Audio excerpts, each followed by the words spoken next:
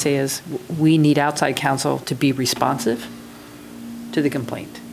I'm not sure that answers your question, Mr. Johnson. I don't know if you have anything to add.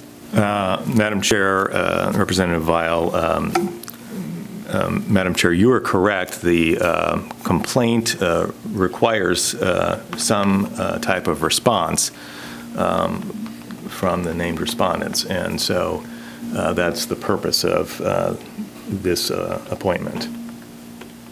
If I might, Madam Chair. I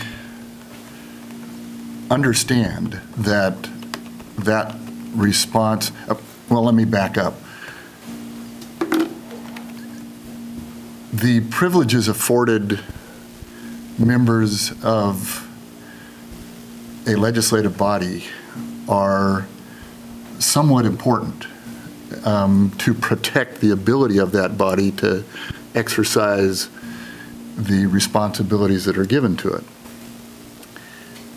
I absolutely support what I sense is the leadership's desire to be as transparent and as thorough in rooting out any possible sense of inappropriate behavior that might exist here in the legislature. And for that reason, my sense is that this really does err on the side of being investigative versus defensive.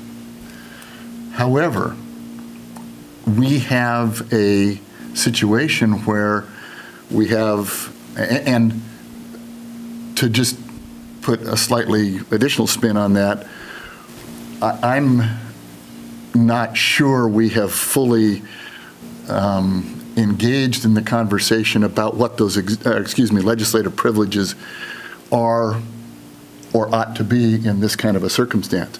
But setting that aside for a moment, I think it's important for Mr. Harnden or whomever we ended up hiring that we make it very clear what their role is, because it absolutely affects how they go about engaging, and if in fact we are looking at the need to defend the body and its leadership from what is a serious allegation, there's a reason why our system engages in vigorous defense, in the true back and forth that occurs typically in our legal system. And so I would like us to be very, very clear with counsel what we're asking them to do.